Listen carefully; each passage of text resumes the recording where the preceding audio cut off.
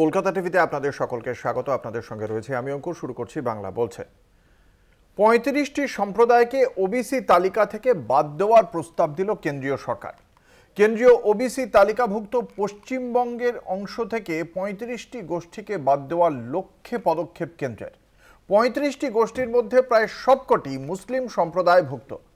হিন্দুত্ববাদী রাজনীতির কোপে বাদ পড়তে চলেছে ঐতিহাসিকভাবে বঞ্চিত মুসলিম জনগোষ্ঠীগুলি।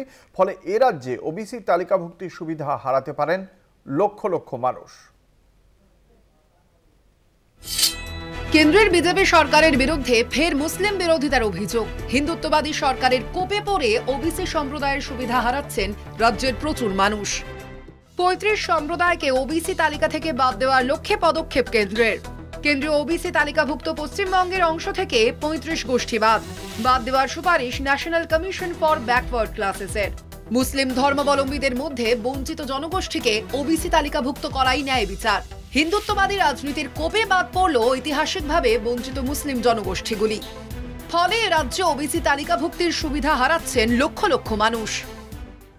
যে ৩৫টি সম্প্রদায়কে ওবিসি তালিকা থেকে বাদের প্রস্তাব: চুরিহাট, কালওয়ার, নিকারি, মহালদার, ঢুকরে, বাসনি, আবদাল, কান, তুতিয়া, গাইন, বেলদার, খোট্টা, মুসলিম সর্দার, মুসলিম কালান্দার, মুসলিম লস্কর, মুসলিম জমাদার, মুসলিম ছুতর মিস্ত্রি, মুসলিম দফাদার, মাল মুসলিম, মাঝি বা পাটনি মুসলিম, মুচি বা চামার মুসলিম, মুসলিম নেহারিয়া, মুসলিম হালদার, মুসলিম সাঁপুই, মুসলিম বিশ্বাস, মুসলিম মালি, ঘোষী, মুসলিম দর্জি বা ওস্তাগর বা ইদ্রিসি, মুসলিম রাজমিস্ত্রি, মুসলিম ভাটিয়ারা, মুসলিম মোল্লা, ঢালি, মুসলিম পিয়াদা, মুসলিম বারুজীবী বা বারুই, মুসলিম পেঞ্চি।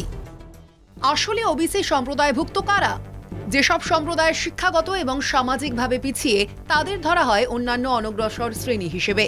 তাদের উন্নয়নের জন্য সরকারি চাকরি এবং উচ্চশিক্ষায় সংরক্ষণের সিদ্ধান্ত নেওয়া হয়। এই সংরক্ষণের সুবিধা যাতে এই শ্রেণীভুক্তের মানুষ পান, সেজন্য ওবিসি শংসাপত্র দেওয়া হয়। সামাজিক অবস্থান, শিক্ষা এবং আর্থিক অবস্থান বিবেচনা করে কোনো সম্প্রদায়কে অন্যান্য অনগ্রসর শ্রেণীভুক্ত করা হয় কিংবা তালিকা থেকে বাদ দেওয়া হয়। এই তালিকা নিয়ন্ত্রণ করে কেন্দ্রীয় সরকারের সামাজিক ন্যায় বিচার ও ক্ষমতায়ন মন্ত্রক। মন্ডল কমিশনের হাত ধরে ওবিসি তালিকার দিকটি খোলে। ১৯৭৯ সালে মোরারজি দেশাইয়ের আমলে মন্ডল কমিশন গঠিত হয়। নেতৃত্বে ছিলেন সাংসদ বিপি মন্ডল। এই কমিশনের রিপোর্ট কেন্দ্রে জমা পড়লেও প্রকাশিত হয়নি। ১৯৯০ সালে ভিপি সিং এর প্রধানমন্ত্রিত্বের আমলে রিপোর্ট প্রকাশিত হয়। ওবিসি সম্প্রদায়ের শিক্ষা ও চাকরিতে ২৭% সংরক্ষণের রাস্তা খোলে। দেশ জুড়ে রাজ্যবাড়ি ওবিসি গোষ্ঠীর তালিকা তৈরি হয়। তবে এই তালিকায় পিছিয়ে পড়া মুসলিম গোষ্ঠীগুলি জায়গা প্রায় পায়নি। পশ্চিমবঙ্গেও অবস্থা এমনই ছিল। বাম আমলের শেষ দিকে কিছু মুসলিম গোষ্ঠীকে ওবিসি ভুক্ত করা হয়। পরে মমতা বন্দ্যোপাধ্যায়ের আমলে আরো অনেক পিছিয়ে পড়া মুসলিম গোষ্ঠীকে ওবিসি তালিকায় আনা হয়। তালিকা ত্রুটিপূর্ণ দাবি করে মামলা হয় আদালতে। পুরো তালিকা বাতিল করে কলকাতা হাইকোর্ট। মামলা গড়ায় সুপ্রিম কোর্টে, যা এখনো বিচারাধীন। অনগ্রসর শ্রেণীর অধিকার সুনিশ্চিতকারী সংস্থাগুলির শীর্ষ কর্তাদের পদ খালি থাকা নিয়ে কটাক্ষ করে সমাজ মাধ্যমে পোস্ট করেছেন লোকসভার বিরোধী দলনেতা রাহুল গান্ধী। তিনি বলেছেন, দেশজুড়ে যখন জাতিগত গণনার দাবি উঠছে, তখন এই সমস্ত সংস্থার শীর্ষ পদ খালি থাকার বিষয়টি সরকারের দলিত বিরোধী মনোভাবের পরিচয় দেয়। এ বিষয়ে তিনি সংশ্লিষ্ট মন্ত্রকে চিঠিও দিয়েছেন বলেও জানিয়েছেন। কলকাতা টিভি। আজ এ নিয়েই আমরা আলোচনা করব বাংলা বলছেন মঞ্চে। আপনাদের সঙ্গে রয়েছে আমি অঙ্কুর। আমার সঙ্গে রয়েছেন বিশিষ্ট অতিথিরা। দর্শকদের সঙ্গে পরিচয় করিয়ে দেবো। আমাদের সঙ্গে রয়েছেন অভ্র সেন, রাজ্য বিজেপির মুখপাত্র অভ্র সেন রয়েছেন আমাদের সঙ্গে। আমাদের সঙ্গে রয়েছেন পার্থ মুখোপাধ্যায়, প্রদেশ কংগ্রেসের মুখপাত্র। রয়েছেন তৃণমূল কংগ্রেস নেতা রঞ্জিত সরকার এবং আমাদের সঙ্গে রয়েছেন বিশিষ্ট অর্থনীতিবিদ প্রসেনজিৎ বসু। আপনাদের সকলকেই কলকাতা টিভির পক্ষ থেকে স্বাগত জানাই। আমি একদম প্রথমে আসব রাজ্য বিজেপির মুখপাত্র অভ্র সেনের কাছে। অভ্র, এই যে ৩৫টি গোষ্ঠীর নাম বাদ দেওয়ার সুপারিশ করা হলো অনগ্রসর শ্রেণী কমিশনের পক্ষ থেকে, এটার কিসের ভিত্তি? কোন ভিত্তিতে অন্তর্ভুক্তিকরণ বা বর্জন? দেখুন, national commission for backward classes যে বডিটা রয়েছে, কনস্টিটিউশনাল বডি, তাদের যে রেকগনিশন সেটা কিন্তু ২৬০০র বেশি কাস্টকে দেওয়া হয়, ওবিসি কাস্ট। এবার অ্যাজ পার দেয়ার প্যারামিটার্স তাদের হয়তো কোথাও মনে হয়েছে স্পেসিফিক কয়েকটা কাস্ট আর এইভাবে মানে ক্যাটাগরাইজ করার মতো জায়গায় হয়তো নেই।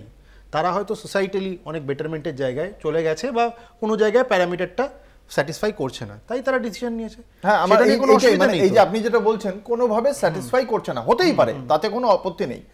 মানে কোন মানে সমীক্ষার ভিত্তিতে, কোন তথ্যের ভিত্তিতে এরা বাদ পড়লেন? একটা জিনিস আপনাকে এটা প্রথমে বুঝতে হবে যে ন্যাশনাল লেভেলে একটা ওবিসিদের যেরকম লিস্ট থাকে, কিন্তু যেহেতু ফেডারেল স্ট্রাকচারে আমরা রয়েছি, স্টেটেরও কিন্তু আলাদা করে ওবিসি লিস্টে এই ধরনের কাস্টকে নথিভুক্ত করার জায়গা রয়েছে।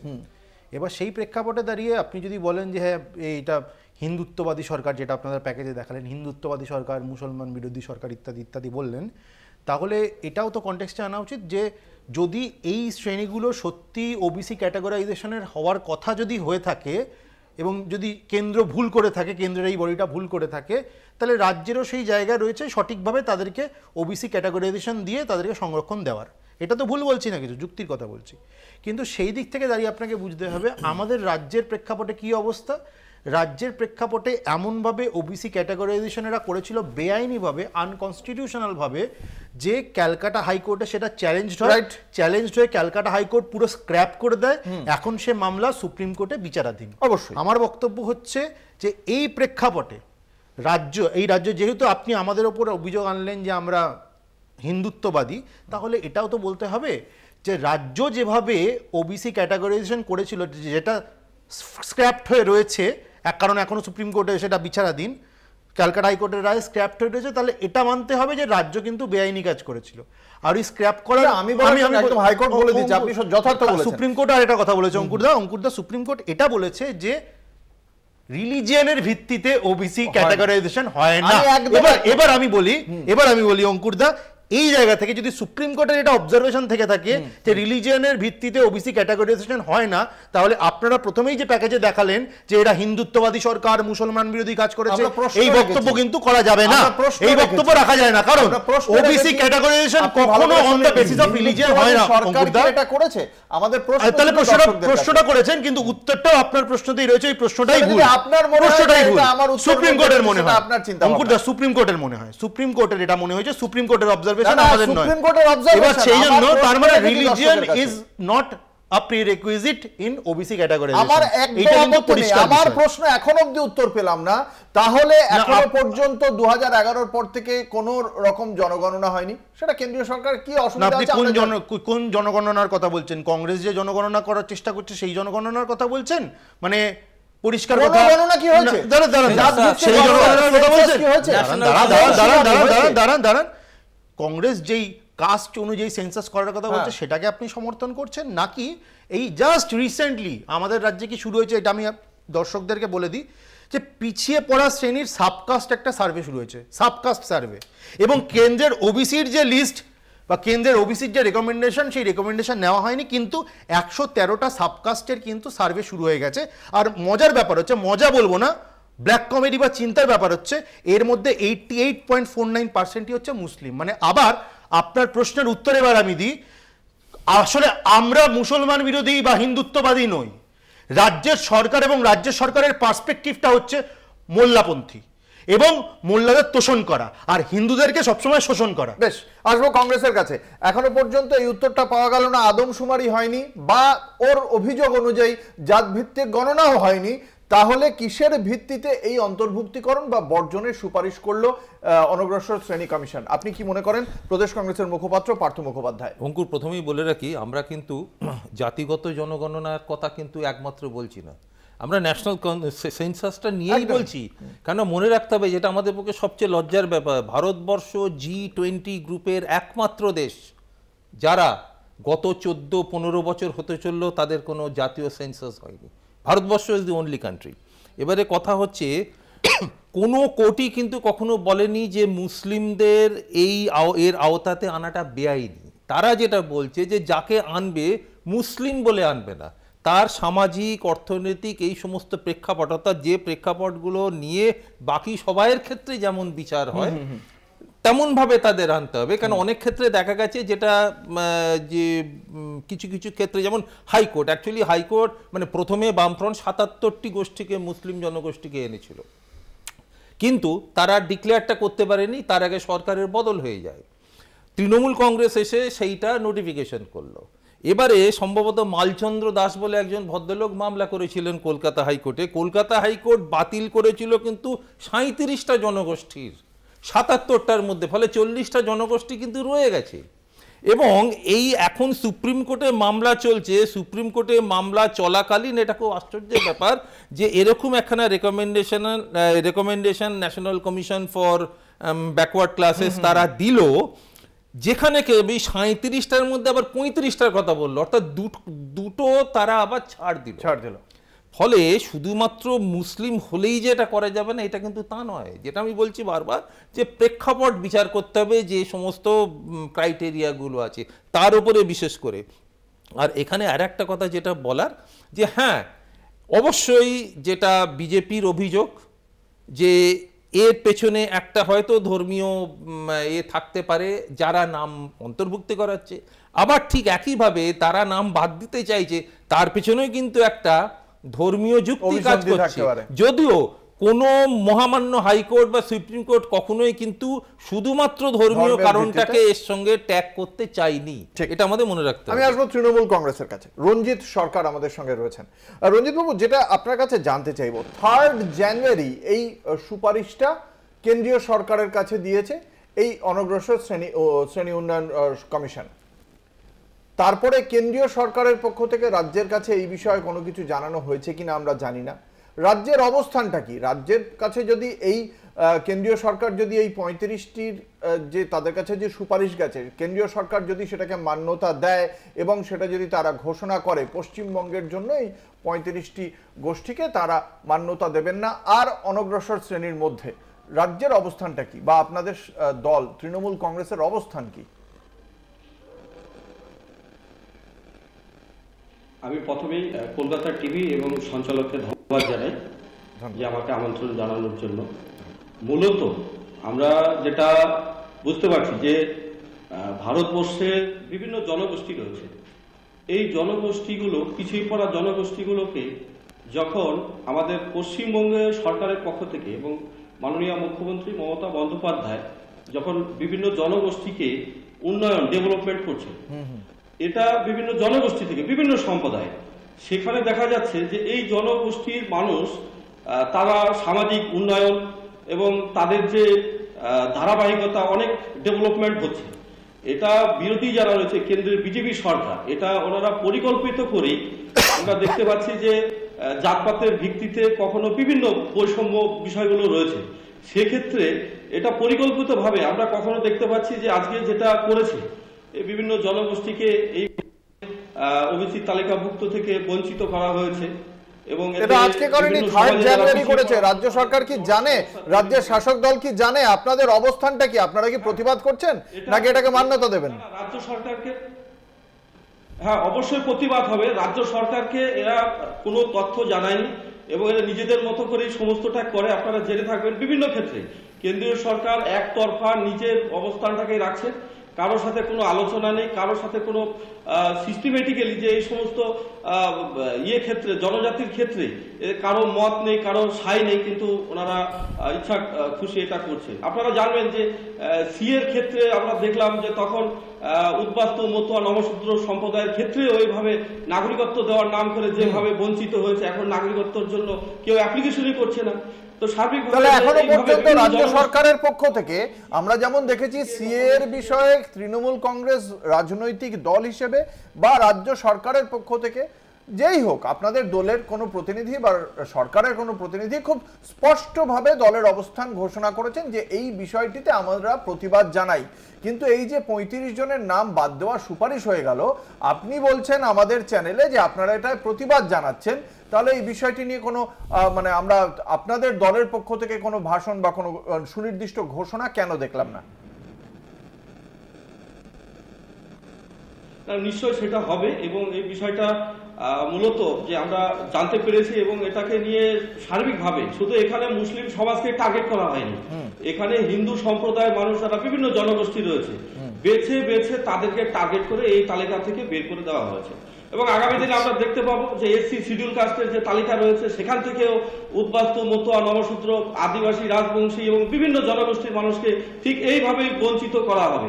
আমরা দেখতে পাচ্ছি আপনার বক্তব্য আমি শুনলাম, নিশ্চয়ই এর উত্তর বাকিরাও দেবেন। আমি আসবো একবার বিশিষ্ট অর্থনীতিবিদ প্রসেনজিৎ বসুর কাছে। আজকে যেটা প্রথমেই বিজেপির মুখপাত্র বললেন যে হয়তো অনগ্রসর শ্রেণী উন্নয়ন যে কমিশন রয়েছে তারা মনে করেছেন যে যাদের বাদ দেওয়া হয়েছে তাদের আর এই ওবিসি ক্যাটেগরিতে থাকার প্রয়োজন নেই, তাদের সেই মতো উন্নয়ন হয়েছে, বা অন্যান্য রাজ্য মানে আমাদের রাজ্যে যেরকম ভাবে যাদেরকে যেভাবে নেওয়া হয়েছিল এর অন্তর্ভুক্ত করা হয়েছিল সেটার প্রয়োজন নেই। আপনি কি মনে করেন এটার রঙ্গনাথ মিশ্র 2007 সালে যে সুপারিশ করেছিলেন সেই সুপারিশে একটা পেশার ভিত্তি ছিল বলেই আমরা জানি। আপনি যেহেতু এই বিষয়টি নিয়ে সম্যকভাবে অবহিত সেই জন্যই আপনার কাছে জানতে চাইছি এক্ষেত্রে মাপকাঠিটা ঠিক কি এবং এই কমিশনের যে সুপারিশ সেই সুপারিশকেই আপনি কিভাবে দেখছেন? প্রথমে আমি একটু আপনাকে অনুরোধ করব যে বিষয়টা একটু জটিল এবং এটা একটা সুপ্রিম কোর্টে মামলা চলছে এই বিষয় নিয়ে। এক্স্যাক্টলি, হ্যাঁ। সুতরাং হ্যাঁ, এটা নিয়ে একটু সঠিক তথ্যটা আমি একটু বলবো, একটু সময় দেবেন। আমি কারোর সাথে ঝগড়াঝাটি করার জন্য উৎসাহী। বেশ। এখানে আমাদের রাজ্যে প্রথম যখন ওবিসি রিজার্ভেশন চালু হয় বামফ্রন্টের জমানায়, তখন প্রথম রিজার্ভেশনের আওতায় 66টি কাস্ট বা ক্লাসকে আনা হয়েছিল। তার মধ্যে 54টা হিন্দু কাস্ট ছিল, 12টা মুসলিম কাস্ট ছিল। তো এই যে বিষয়টা যে মুসলিমদেরকে নতুন করে কোনো রিজার্ভেশন দেওয়া হয়েছে এটাও ঠিক নয়, আর শুধু মুসলিমদের নামে রিজার্ভেশন দেওয়া হয়েছে এটাও ঠিক নয়। মুসলিমদের মধ্যে আমাদের দেশে বিভিন্ন রাজ্যে, আমাদের রাজ্যে সহ বিভিন্ন রাজ্যে মুসলিমদের মধ্যেও অনগ্রসর অংশ আছে, ব্যাকওয়ার্ড ক্লাস আছে। এবং আমাদের রাজ্যে 1994 সময় 1994 সালে যে প্রথম ওবিসি লিস্ট 66টা কাস্টের লিস্ট বেরোয়, তাতে 12টা মুসলিম ক্লাস ছিল। তখন কেউই তার বিরোধিতা করেনি, কেউই সেটা নিয়ে কোনো সাম্প্রদায়িকতার উল্লেখ করেনি। আর হাইকোর্ট এই যে 2024-এ হাইকোর্ট যে জাজমেন্ট দিয়েছে তাতে কিন্তু এই 66টা যে কাস্ট, অরিজিনাল যে কাস্ট, সেটাতে তাদের হাতও দেয়নি, সেটা এখনো বলবৎ আছে। তাতে 12টা মুসলিম কাস্ট অলরেডি আছে।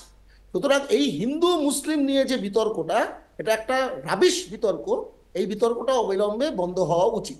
1, 2 হচ্ছে যে সাচ্চার কমিটি রিপোর্ট এবং রঙ্গনাথ মিশ্র কমিশন রিপোর্ট আসার পরে বাম জমানার শেষ লগ্নে 66টির পরে আরো 42টা ক্লাসকে ঢোকানো হয়, কাস্টকে ঢোকানো হয়। তার মধ্যে একটা হিন্দু ক্লাস ছিল আর 41টা মুসলিম ওবিসি ছিল। এবং সেটা করা হয় আপনারা জানেন, কারণ সাচ্চার কমিটির পুরো ফাইন্ডিংটাই ছিল যে এখানে মুসলিমদের যে জনসংখ্যা তার অনুপাতে তারা সরকারি চাকরি, শিক্ষা এবং অন্যান্য সুযোগ থেকে বঞ্চিত হচ্ছে। এবং রঙ্গনাথ মিশ্র বলেছিলেন যে তাদের জন্য রিজার্ভেশন করা উচিত, মাইনরিটিদের জন্য। যদি সেটা না করা যায় তাহলে রঙ্গনাথ মিশ্র বলেছিলেন যে ওবিসির মধ্যে একটা সাব কোটা কার্ভ আউট করে তাদের জন্য দিতে। সেই আওতায় এটা বাম ফ্রন্ট সরকার করেছিল এবং এটা 2011-র আগেই হয়েছে। তৃণমূল কংগ্রেস আসার পরে 35টা নতুন কাস্টকে একই পদ্ধতিতে তারা ঢোকায়, তার মধ্যে আরো একটা হিন্দু এবং 34টা মুসলিম আরো ফার্দার কাস্টকে ঢোকানো হয়।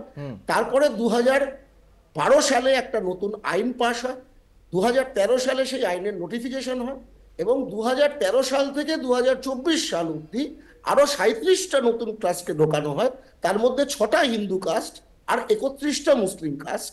আজকে এই মুহূর্তে এই বা গত বছর 2024-এর মে মাসে পর্যন্ত হাইকোর্টের যে রায় এসেছিল সেই রায় আসার আগে অবধি আমাদের রাজ্যের ওবিসি তালিকায় 180টা সর্বসাকুল্যে কাস্ট ছিল। তার মধ্যে 62টা হিন্দু কাস্ট ছিল, 118টা মুসলিম কাস্ট ছিল। এবার হাইকোর্ট যে রায় দেয় তাতে 2010-এর পর থেকে যত রিজার্ভেশন আছে এই পুরো রিজার্ভেশনের তালিকাটা সে বাতিল করেছে। তার বাতিল করার প্রধান কারণ হচ্ছে যে ব্যাকওয়ার্ড ক্লাসেস কমিশনের সাথে যে কনসালটেশনটা হয়েছে কি হয়নি, স্টাডি যেভাবে সার্ভে করা উচিত ছিল, ব্যাকওয়ার্ড ক্লাসেস কমিশনের যে কনসালটেশন বা রিকমেন্ডেশন করা উচিত ছিল, সেই পদ্ধতিগত ত্রুটিটাকেই তারা সব থেকে বেশি হাইলাইট করেছে। তারা মুসলিম সম্বন্ধে কিছু কথা বলেছেন, কিন্তু বিজেপির মুখপত্র যেভাবে বলছেন সেভাবে হাইকোর্টের জাজমেন্ট কিছুই এখনো বলেনি। সুপ্রিম কোর্টের অবজারভেশন বলেছি, তারা অপব্যাখ্যা করছেন সুপ্রিম কোর্টের অবজারভেশন বলেছি, হাইকোর্ট নয়। সুপ্রিম কোর্ট কিছুই বলেনি। আপনি জানেন না, it has been recorded in the media as well. Supreme কোর্টের অবজারভেশন যেটা রয়েছে about religion being a prerequisite of this reservation, এটা রিপোর্টেড হয়েছে ইন দ্য মিডিয়া। আপনাকে আমি সময় দেব। যিনি অ্যাঙ্কার, আমি তাকে রিকোয়েস্ট করব, আমি যখন বলছি, আমি কাউকে ইন্টারাপ্ট করিনি, আমি যখন বলছি তখন যেন কেউ ইন্টারাপ্ট না। আপনি মিথ্যাচারও করবেন না এভাবে। হ্যাঁ, আপনি একটা মূর্খ, আপনি চুপ করে থাকুন। না, আমি চুপ থাকবো কি বলবো সেটা আপনি আমাকে ডিকটেট করবেন। আপনি মাঝখানে ঢুকবেন না। আপনি সুপ্রিম কোর্টের নাম নিয়ে মিথ্যা কথা বলবেন।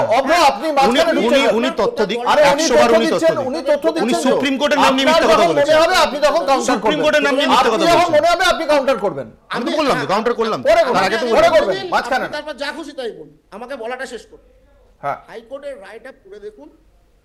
হাইকোর্টের রায়ে যেটা বলা আছে, মূলত ব্যাকওয়ার্ড ক্লাসেস কমিশনারকে কনসাল্ট করা হয়েছে কি হয়নি, সার্ভে ঠিক মতো হয়েছে কি হয়নি, এবং তারা খালি তৃণমূল কংগ্রেসের জমানায় নয়, বামফ্রন্টের জমানাতেও যেভাবে সাব ক্যাটাগরাইজেশন পদ্ধতিগত কিছু ত্রুটি আছে, এ বি সমস্ত কিছুকে বাতিল। আমরা এই বিষয়টি আপনার থেকে জানলাম। আমি আপনার কাছ থেকে আবারও আসবো মাপকাঠিটা সম্পর্কে আরেকটু ক্ল্যারিফাই করতে, কিন্তু আমাদের একটা বিজ্ঞাপনী বিরতির সময় হয়েছে।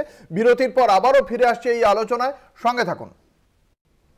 ফিরে এলাম বিরতির পর। আপনারা দেখছেন বাংলা বলছে, আপনাদের সঙ্গে রয়েছে আমি অঙ্কুর। আমরা বিরতিতে যাওয়ার আগে এই যে সর্বশেষ যে মামলাটি হাইকোর্টে ছিল এবং রাজ্যের যে পরিস্থিতি, সেখানে ওবিসি সম্প্রদায়ভুক্তর মধ্যে 118 জন সংখ্যালঘু এবং 62 জন হিন্দু, এই তথ্যগুলো সামনে রাখছিলেন বিশিষ্ট অর্থনীতিবিদ প্রসেনজিৎ বসু। আমি তার কাছে আরেকটি বিষয় যেটা জানতে চাইব, সেক্ষেত্রে এই কমিশন যে একটা 35টি গোষ্ঠীকে বাদ দেওয়ার প্রস্তাব জানিয়ে দিল কেন্দ্রকে, সেটা কিসের ভিত্তিতে তারা করতে পারে বলে আপনি মনে করেন?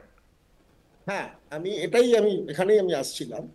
একটু টাইমলাইন আমি খালি তথ্যটা বলে দিচ্ছি আপনাকে, কারণ এটা নিয়ে বিস্তর জল ঘোলা করার কোনো মানে হয় না। হাইকোর্ট মে মাসে একটা রায় দিয়েছে, তার বিরুদ্ধে সুপ্রিম কোর্টে রাজ্য সরকার গেছে গত বছরের অগাস্ট মাসে, এবং সুপ্রিম কোর্ট সেই এসএলপির ভিত্তিতে একটা অর্ডার পাস করেছে। তাতে পশ্চিমবঙ্গ সরকারের কাছে লিখিতভাবে তারা জানতে চেয়েছে, তারা কোশ্চেন ফ্রেম করে দিয়েছে, কি সার্ভে করা হয়েছে, কিভাবে হয়েছে, ব্যাকওয়ার্ড ক্লাস কমিশনের সাথে কনসালটেশন ঠিকমতো হয়েছে কিনা, এবং ব্যাপারটা এখনো বিচারাধীন। এই বিচারাধীন ব্যাপারে যেখানে এই সমস্ত বিষয়টা সুপ্রিম কোর্টের একটা 3 জাজ বেঞ্চ দেখছে, সেখানে হঠাৎ national commission for backward classes জানুয়ারি মাসে এটা কেন করলো এবং কোন ভিত্তিতে তারাও এই 35টা নামকে তারা বাঁচলো এবং একটা এরকম পাঠালো, আমার মনে হয় যে এটাও তারা ঠিক কাজ করেনি। পুরো বিষয়টা সুপ্রিম কোর্টে চলছে, ন্যাশনাল কমিশন ফর ব্যাকওয়ার্ড ক্লাসেসের সুপ্রিম কোর্টের কাছে পুরো বিষয়টা গিয়ে বলা উচিত ছিল। আমি এটা দিয়েই বলেই শেষ করতে চাই, আমার মনে হয় যে এই বিষয়টা প্রথমত সুপ্রিম কোর্টের বিচারাধীন, তাদের উপরে আমাদের আস্থা রাখা উচিত। কিন্তু রাজ্যে যেটা পরিস্থিতি হচ্ছে, যেটা এটার ফলে সরকারি নিয়োগের ক্ষেত্রে সমস্যা হচ্ছে, রিজার্ভেশনের পুরো নিয়োগ প্রক্রিয়াটা আটকে আছে। এটার নিষ্পত্তি যদি করতে হয়, তাহলে ওই কংগ্রেস বা বিরোধী পক্ষ যে দাবিটা করছে, ওইটা একটা সহজ উপায়, যে জাতিভিত্তিক জনগণনা করে তাহলে এই বিতর্কের অবসান হবে। আমি যেটা জানতে চাইছিলাম যে এই কমিশন তাহলে কিসের ভিত্তিতে, মানে হঠাৎ করে তো তারা 35টা নামকে, কোনো ভিত্তি নেই। এক্স্যাক্টলি, এই উত্তরটাই আমি শুনতে চাইছিলাম। এবং যতক্ষণ না জাতিভিত্তিক জনগণনা হবে, ততক্ষণ কোনো ভিত্তি থাকবেও না। এই যে হিন্দু মুসলিম রাজনীতির কোনো এখানে অবকাশ নেই। হিন্দুদের মধ্যে যারা পশ্চাৎপদ, সেটা জাতিভিত্তিক জনগণনা করে আর্থসামাজিক সমীক্ষা করেই পাওয়া যাবে। মুসলিমদের মধ্যে কারা পশ্চাৎপদ অনগ্রসর, সেটাও জাতিভিত্তিক জনগণনা করে সমীক্ষা করে পাওয়া যাবে। হিন্দু হোক বা মুসলিম, যারাই অনগ্রসর, যারাই শিক্ষাগতভাবে কর্মসংস্থানে, সরকারি কর্মসংস্থানে পিছিয়ে আছে, তাদেরকে ওবিসি তালিকায় জায়গা দিতে হবে। এটা তাদের অধিকার, সংবিধান সম্মত অধিকার। এতে কোনো হিন্দু মুসলিমের ব্যাপার নেই।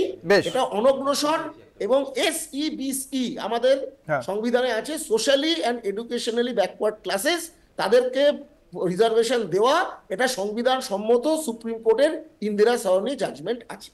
এই বিষয়ে নিয়ে রাজনৈতিক বিতর্কের আমার মনে হয় না কোনো বিশেষ অবকাশ আছে। কংগ্রেসের মুখপাত্র পার্থ মুখোপাধ্যায় আপনার কাছ থেকে কোন একটি বিষয় সম্পর্কে অবহিত হতে চাইছেন, বলুন। আচ্ছা প্রসেনজিৎ বাবু, আমার যেটা একটা ছোট্ট প্রশ্ন, যে এই যে আমরা আলোচনা করছি যে প্রেক্ষাপটটা কি, কেন এরকম একটা নির্দেশ দেওয়া হলো?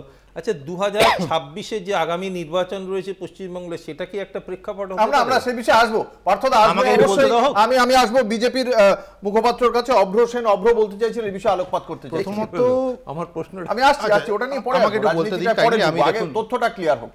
দেখুন, আমি সব কথা শুনলাম অর্থনীতিবিদ মহাশয়ের, অনেকগুলো তথ্য উনি বলেছেন ঠিক, কিন্তু আবার অনেকগুলো জায়গায় আমার মনে হয়েছে উনি ভুল বলেছেন।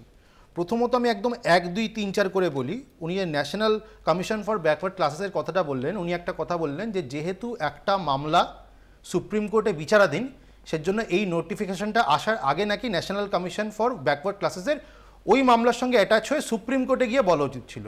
তো আমি উইথ ডিউ রেসপেক্ট বলছি, আপনি অর্থনীতিবিদ, আমি একজন লয়ার, এইটা হয় না বিষয়টা। কারণ একটা মামলা যেটা চলছে সেটা কিন্তু পশ্চিমবঙ্গ সরকার কিভাবে বেআইনিভাবে এরম রিজার্ভেশন দিয়েছিল ওবিসি, সেইটা নিয়ে মামলা চলছে। আর আপনি নিশ্চয়ই এটা জানেন, যেহেতু আপনার কাছে এত তথ্য আছে, তাহলে আপনার এটা জানা উচিত। হাত তুলবেন, আমি অনেকগুলো পয়েন্ট বলবো, একবারে বলবেন আপনি। আপনার এটা জানা উচিত। আমিও প্রথমবার বলার সময় বললাম যে ন্যাশনাল লেভেলে এটা একটা লিস্ট হয়, আর যেহেতু ফেডারেল স্ট্রাকচার রাজ্যওয়ারি আলাদা, তাহলে আপনার যুক্তিটা এখানে ভুল। দ্বিতীয়ত, আপনি আরেকটা ভুল তথ্য দিয়েছেন যে নিয়োগ প্রক্রিয়া আটকে আছে। যেই ওবিসি ক্যাটাগরির ক্লাসগুলো অলরেডি বাদ গেছে এখন এই মুহূর্তে দাঁড়িয়ে, কারণ সুপ্রিম কোর্টে মামলাটা বিচারাধীন, আপনার কিন্তু এটা মনে রাখা উচিত, ক্যালকাটা হাইকোর্টেরও যা অর্ডারটা এসেছিল, যে জাজমেন্টটা এসেছিল, পরিষ্কার বলা ছিল যারা নিয়োগ পেয়ে গেছে ওই সাব ক্যাটাগরি অনুযায়ী বা ওই ক্লাসেস অনুযায়ী, তাদের নিয়োগে কোনো সমস্যা হবে না, তাদের চাকরিতে কোনো সমস্যা হবে না। তো সেই জায়গা থেকে আপনার যুক্তিটা ভুল।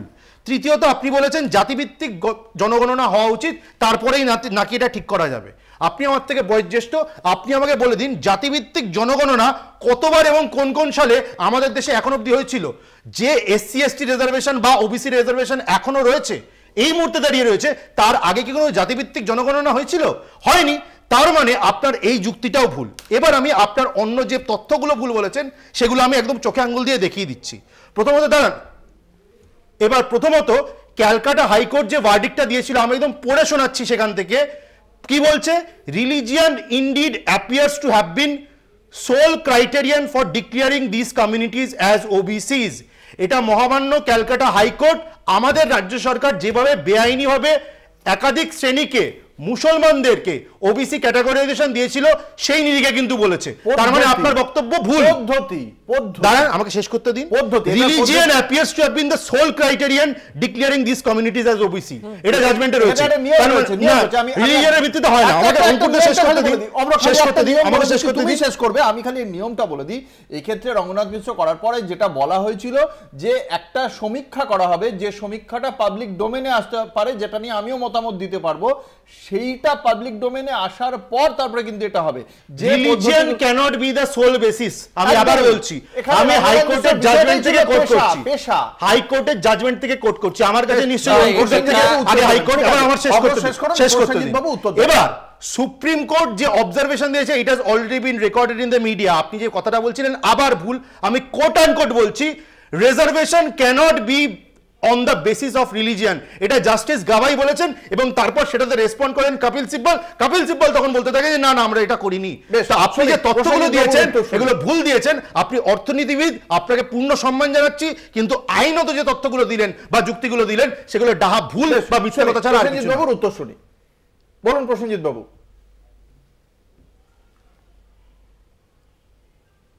হ্যাঁ, আমাকে একটু সময় দেবেন এই উত্তরগুলো দেওয়ার জন্য। প্রথমত, আমি আপনার সাথে কোনো ঝগড়া করতে চাই না। না, ঝগড়া নয়, এটা যুক্তির কথা হচ্ছে। আমি তথ্যগুলো দিচ্ছি, আমাকে বিরক্ত করবেন না, মাঝখানে কথা বলবেন। আপনি এত বিরক্ত হলে তো হবে না, মাঝখানে কথা বলবেন না। উনি আপনার সময় চুপ করেছিলেন, তো পুরো সব করে যুক্তি শুনেছেন, আপনিও মাঝখানে কথা বলবেন না, শুনি। হ্যাঁ, প্রথম কথা হচ্ছে যে উনি বলার সময় বলছিলেন যে সুপ্রিম কোর্ট বলেছে এটা মুসলিমদের নামে দেওয়া হয়েছে। পড়ার সময় উনি হাইকোর্টের জাজমেন্টটা পড়লেন না। আমি সুপ্রিম কোর্টের নাম করে বলেছি, সুপ্রিম কোর্টের ভুল কথা বলছেন, আপনি শোনেননি মন দিয়ে। আপনি যখন পরের দিন থেকে টকশোতে বসবেন, এটা অন্য পূর্বতন বক্তাদের বক্তব্যটা ঠিক করে শুনবেন। আর আমার নামে ভুল কথা বলছেন বলে আমি ইন্টারজেক্ট করতে বাধ্য হচ্ছি। আমি প্রথমবারও হাইকোর্ট এবং সুপ্রিম কোর্ট দুটো আলাদা আলাদা করে বলেছিলাম এবং ঠিক বলেছিলাম, আমি ডিরেক্ট করে শুনিয়ে দিলাম। একটু শুনুন, একটু শুনুন। আপনি ভুল বলবেন না, আমার মুখে ভুল কথা বসাবেন না। আপনি আমি যেটা বলছি সেটা শুনুন। প্রথম কথা, হাইকোর্ট যে জাজমেন্ট দিয়েছে সেটা 150 পাতার জাজমেন্ট। উনি একটা সেন্টেন্স বললেন, ওখানে বাকি 150 পাতায় পাতার পর পাতা আছে যে এখানে পদ্ধতিগত ত্রুটি হয়েছে, তার মধ্যে ওই কথাটাও আছে। হ্যাঁ, কিন্তু আমি আপনাকে সুপ্রিম কোর্টের জাজমেন্ট, আর আপনি জাজমেন্ট আসেনি, ভুল বলছেন। সুপ্রিম কোর্টের কোনো জাজমেন্ট আসেনি, অবজারভেশন। আমি এটাই বলছি। অ্যাঙ্কারের কাছে রিকোয়েস্ট করছি, উনি আমাকে কিন্তু ইন্টারাপ্ট করছেন। আপনি ভুল বলছেন। রাজ্য সরকার যে মামলাটা করেছে, সেই মামলা যে বেঞ্চে আছে, সেই বেঞ্চে জাস্টিস গাওয়াই নেই, সেই বেঞ্চে আছে জেবি পারদিওয়ালা এবং মনোজ মিশ্র। তাদের যে 5ই অগস্টের জাজমেন্ট, আমি আবার জাজমেন্ট বলছি, কোন জাজমেন্ট আসেইনি দাদা। এটা ইন্টারিম অর্ডার। তাহলে আপনি অর্ডার আর জাজমেন্টের ফারাক জানেন না। আপনি একেবারে সুপ্রিম কোর্ট হাইকোর্টে বলেছেন। যদি আপনি অ্যাঙ্কার যদি অ্যালাউ করেন, আমি এখানে অ্যালাউ করতে হবে। আপনি সুপ্রিম কোর্ট হাইকোর্টের না করে যা শুনি না গল্প বলে যাবেন, আমি শুনবো না। বক্তব্যটা শেষ করুন। ইন্টারিম অর্ডারটা একটু পড়তে দিন। ইন্টারিম অর্ডার আর জাজমেন্টের মধ্যে আলাদা কথা নেই। রাজ্য সরকারকে সুপ্রিম কোর্ট বলেছে যে the state of West Bengal shall file an affidavit before the court, this court, explaining the process which was followed before the designation of 77 communities as OBCs in relation to the state took place. The state shall in particular clarify, 1, the nature of the survey, if any, that was carried out on the twin aspects of A, social and educational backwardness, and B, inadequacy of representation in the services of the state. 2, whether there was a lack of consultation with the West Bengal Commission for Backward Classes in respect of any communities in the list of 77 communities designated as OBCs, and in particular in regard to the 37 communities as submitted during the course of the hearing. And 3, whether any consultation was carried out by the state government in regard to the subclassification of the OBCs with the West Bengal Commission for Backward Classes. এখানে supreme কোর্টের এই interim অর্ডারে রাজ্য সরকারের থেকে supreme court বলেছে এইগুলো আপনারা বলুন, কারণ ওগুলোই হচ্ছে হাইকোর্ট অর্ডারের মূল ভিত্তি। হিন্দু, মুসলিম ইত্যাদি এগুলো সুপ্রিম কোর্ট এগুলোকে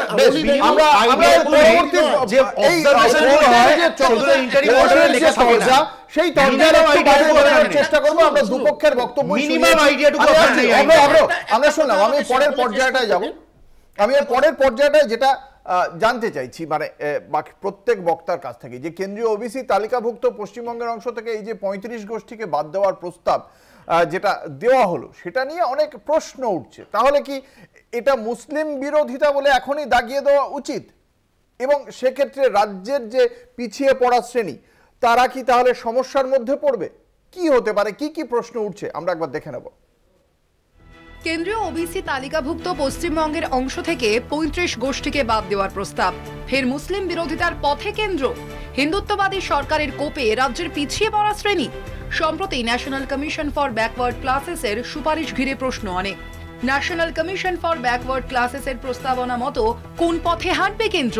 পুরোটাই রয়েছে কেন্দ্রীয় সরকারের হাতেই। এই তালিকাটি আদৌ সমর্থনযোগ্য কিনা তা খতিয়ে দেখবে কেন্দ্র, তারপরে পরবর্তী সিদ্ধান্ত। ওবিসি বাতিলের এই কেন্দ্রীয় প্রস্তাবে ব্যাপক চাঞ্চল্য দেখা দিয়েছে, রাজনৈতিক তরজাও শুরু হয়েছে। 35 ওবিসি জাতিগোষ্ঠীকে বাদের প্রস্তাবের তীব্র সমালোচনা করেছে বামেরা। কিসের ভিত্তিতে এই বাদের প্রস্তাব, প্রশ্ন উঠেছে তা নিয়েই। কেন্দ্রীয় সরকার করে, এনসিবিসি করে, কিসের ভিত্তিতে করছে? পশ্চাৎপদতার নীতিটা কি? ওরা কিভাবে ঠিক করলো যে এই 37টা হচ্ছে যে সঠিক নয়? ফলে সেই জন্য এইগুলো একটু আমাদের মন্ডল কমিশন যখন করেছিল, এনসিবিসি ফরমেশন যখন হয়েছিল, যখন ঠিক হয় যে ওবিসি কিভাবে নির্ণীত হবে, তার যে প্যারামিটার গুলো ছিল সেই প্যারামিটার গুলো মানতে হবে। এই নিয়ে রাজ্য সরকারকে আক্রমণ করেছে বিজেপি। তাদের দাবি, ওবিসিতে জাতিগত বিভাজন তৃণমূলের সৃষ্ট। পশ্চিম বাংলাতে 118টি কাস্ট ওবিসির মধ্যে মুসলমানদেরকে দিয়ে দিয়েছেন 179-র মধ্যে, আর মাত্র 63টি কাস্ট হিন্দুর মধ্যে আছে। এর আগে আমরা দেখেছি উনি যুক্তি দিয়েছিলেন যে হিন্দুর মধ্যে যারা ওবিসি আছে, ধর্মান্তরিত হয়েছে এবং মুসলমান হয়েছে, তাদেরকে তিনি রিজার্ভেশন দিচ্ছেন। এটা কোন যুক্তিতে? আর যদি সেটাই থাকতো তাহলে সমানে সমানে হতো। হঠাৎ করে 30-70 হলো কি করে? শুধুমাত্র 30% হিন্দু সমাজের যে জাতিগুলো আছে সেগুলো আছে কাস্টের মধ্যে। এটা বৃহৎ ষড়যন্ত্র, আর এটা হতে দেওয়া যাবে না। উনি যতই চেষ্টা করুন, যা করুন, কিছুতে হতে দেওয়া যাবে না। আমি নিজে এই বিষয়টা নিয়ে সক্রিয় হয়েছি। সেন্ট্রাল যে ওবিসি কমিশন তার সেখানে গেছি। কেন্দ্র যদি ন্যাশনাল কমিশন ফর ব্যাকওয়ার্ড ক্লাসেসের প্রস্তাবনা মেনে নেয়, তাহলে এতদিন কেন্দ্রীয় সরকারি চাকরি পাওয়ার ক্ষেত্রে যে সুবিধা পেতেন এই 35 গোষ্ঠীর মানুষ, পরবর্তীতে সেই সুবিধা থেকেও বঞ্চিত হবেন তারা। অর্থাৎ মিলবে না সরকারি চাকরি ও উচ্চশিক্ষায় সংরক্ষণের সুবিধা। সেক্ষেত্রে রাজ্যের ভূমিকা কি? পিছিয়ে পড়া মানুষদের সুবিধা দিতে যে মমতা বন্দ্যোপাধ্যায়ের আমলে আরো অনেক মুসলিম গোষ্ঠীকে ওবিসি তালিকায় আনা হয়, সেই মুখ্যমন্ত্রী কি চুপ থাকবেন? যদিও বিশেষজ্ঞ মহলের মতে এক্ষেত্রে রাজ্যের হাতে কিছু নেই। কেন্দ্রীয় ওবিসি তালিকাভুক্ত পশ্চিমবঙ্গের অংশ থেকে 35 গোষ্ঠীকে বাদ দেওয়ার সুপারিশ করেছে national commission for backward classes. সেক্ষেত্রে রাজ্যের হাত পা বাঁধা।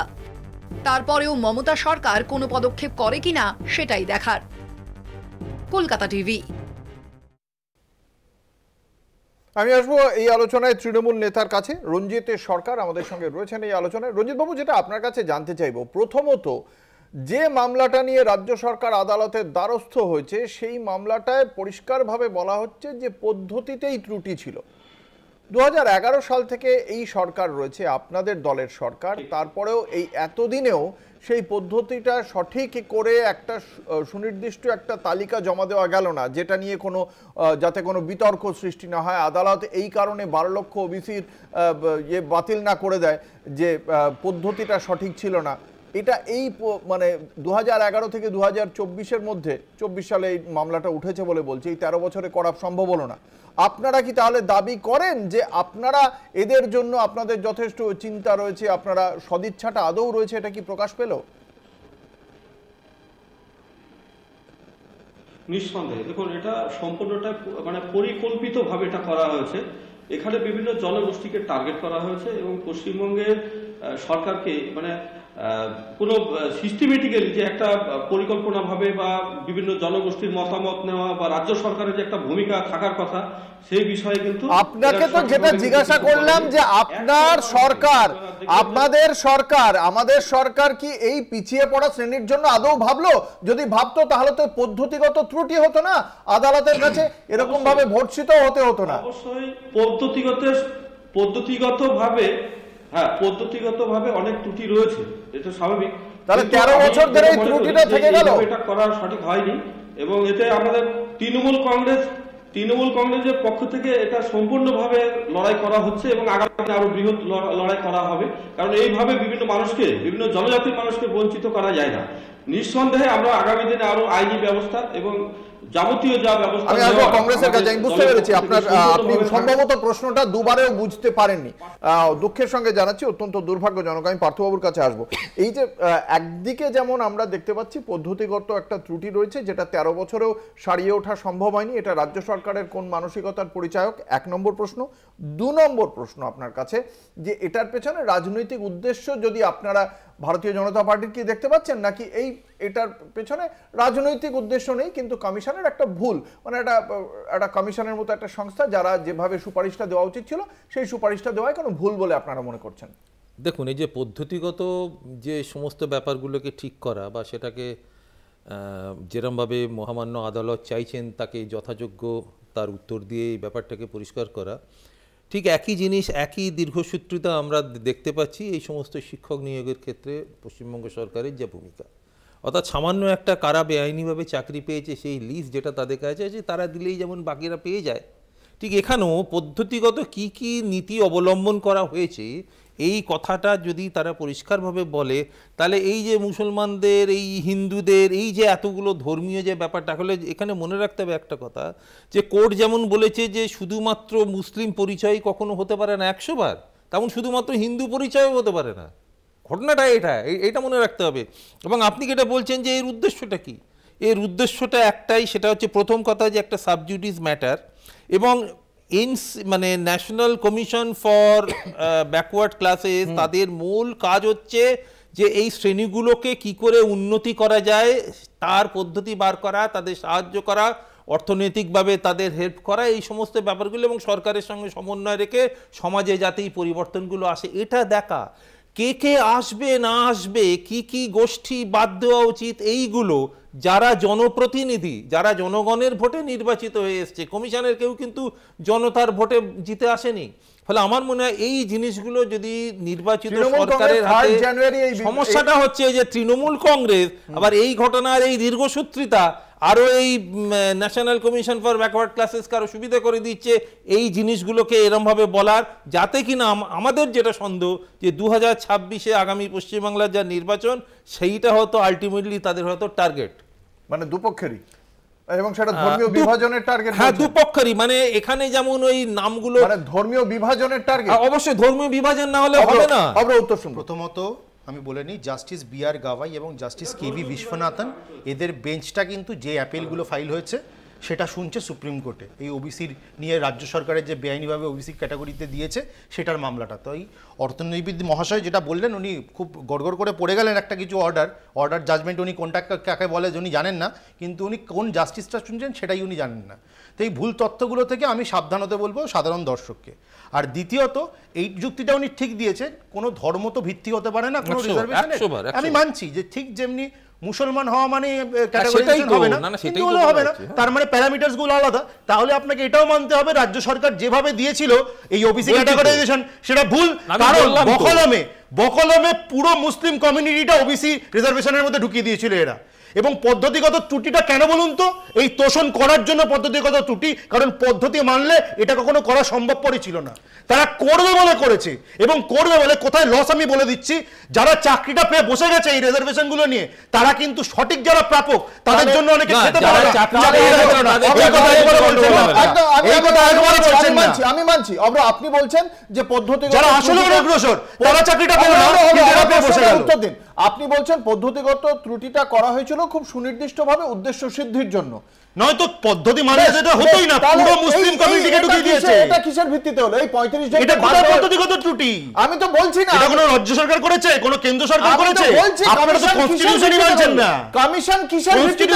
কমিশন কিসের ভিত্তিতে? কমিশন অ্যাজ পার দেয়ার প্যারামিটারস তারা বলেছে। সেটাই বলছি, প্যারামিটারসটা কি? কমিশনকে জিজ্ঞেস করুন না, কমিশন উত্তর দেবে। কমিশন উত্তর দেবে, কিন্তু কমিশনের কোনো পদ্ধতিগত ত্রুটি নেই, উত্তরটা দেয়নি বলে কোনো পদ্ধতিগত ত্রুটি নেই। প্রসেনজিৎ বসুর কাছে কিভাবে দেখছেন প্রসেনজিৎ বাবু এই 26-এর নির্বাচনের আগে কংগ্রেস দেখছে এর মধ্যে ধর্মীয় বিভাজন রাখার চেষ্টা, ভারতীয় জনতা পার্টির বক্তব্য যে পদ্ধতিগত ত্রুটি যেটা 118 জনকে মানে গোষ্ঠীকে ঢোকানো হয়েছে তার মধ্যে রাজনৈতিক উদ্দেশ্য রয়েছে, আর আমরা এখনো পর্যন্ত জানি না কমিশনের ভিত্তি কি।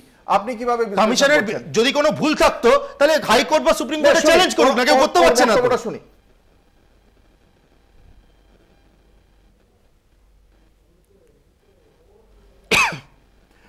প্রসেনজিৎ বাবু, আপনার অডিওটা বোধহয় আপনি ভুল করে মিউট করে রেখেছেন, আপনি একবার একটু চেক করবেন, আমাদের এখান থেকে কিন্তু সঠিক আছে।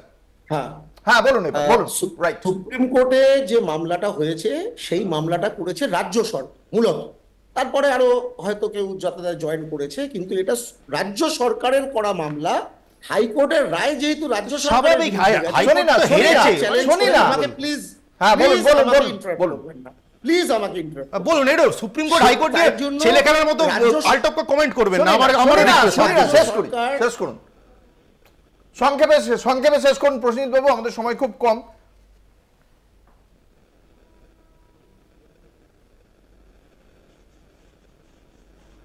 প্রসেনজিৎ বাবু আপনি শুনতে পাবেন না তো?